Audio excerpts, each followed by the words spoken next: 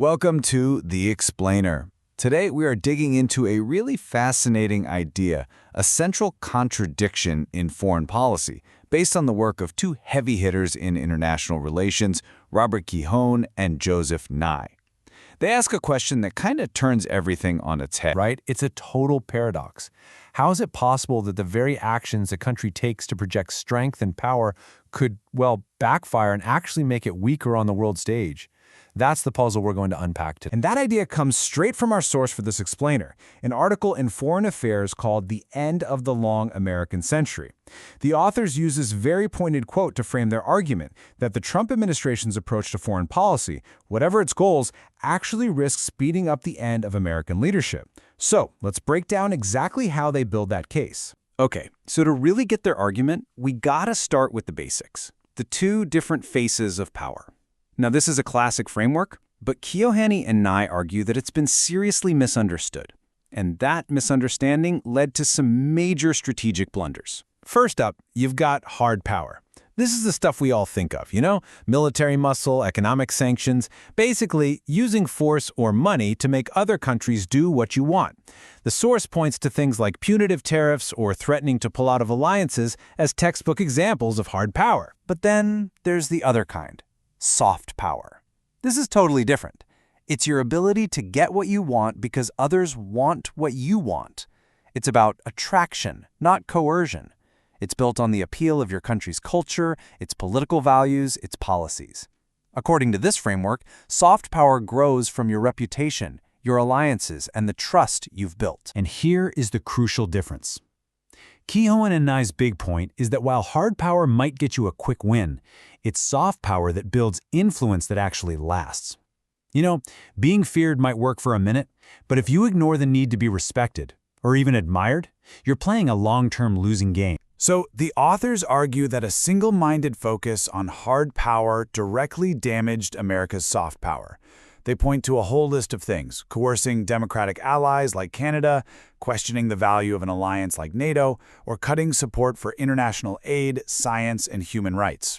They argue each of these actions chipped away at the trust and attractiveness that was really the foundation of American influence for decades. Okay, so that leads us right into their next big idea: interdependence.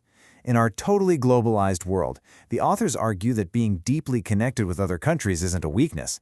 Actually, it's a huge and often completely overlooked source of power. This is where things get really wild. A totally counterintuitive idea from Guihon and Nye.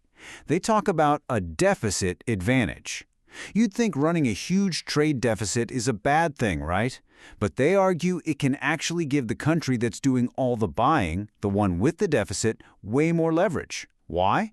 Because you can always threaten to stop buying.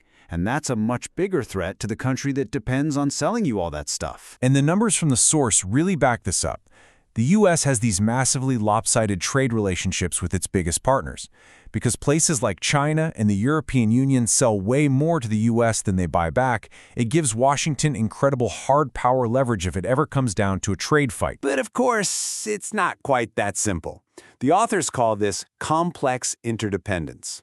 Other countries aren't just sitting ducks. China, for instance, can hit back by making life difficult for American companies doing business over there.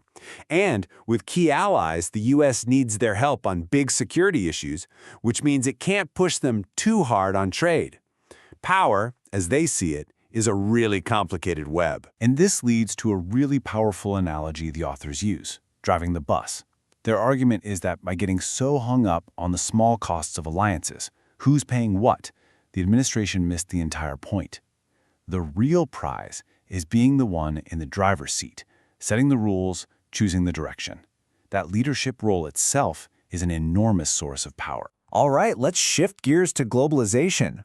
The source frames the administration's entire approach here as a major strategic mistake.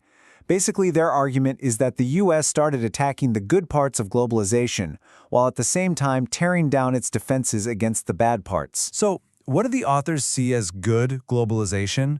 Well, things that they say made America stronger.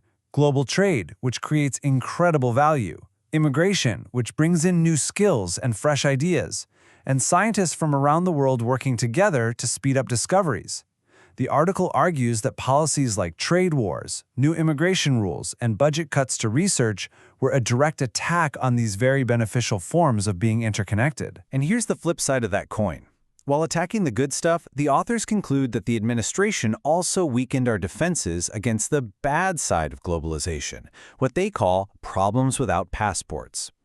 Pulling out of the Paris Climate Accord and the World Health Organization are the prime examples they give of dismantling the very international systems we need to fight threats that no country, no matter how powerful, can possibly solve on its own. All of this builds to what the source calls its sobering conclusion.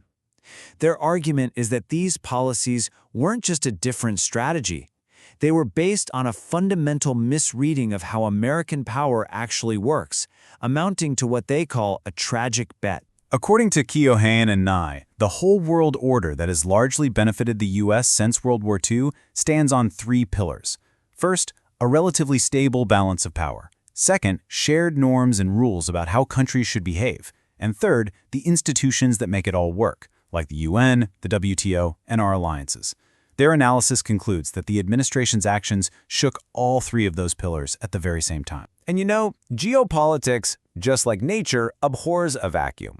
The authors observe that as the U.S. seemed to pull back from its traditional leadership spot, other countries, especially China, were more than happy to step up. They point to huge projects like the Belt and Road Initiative and China's efforts to become a leader for the Global South as clear attempts to fill that void and build a different kind of system. And that brings us to the author's final, powerful verdict. The argument they've woven through this whole analysis is that trying to assert dominance with just raw, coercive hard power, while rejecting the very interconnectedness that created American strength, was in fact a bet on weakness. It was a failure to grasp that in today's world, a country's greatest strength comes from its networks, its allies, and its leadership. So their analysis really leaves us with a huge question for the future. If globalization and our interconnected world are here to stay, if they're irreversible, as the authors argue, then the challenge isn't how to run away from it. The real question is this: what's next? What are the creative, innovative ways we can reshape this interdependence to handle the risks and share the benefits, all while reinforcing, not eroding, a nation's true sources of power? That's a big one to think about.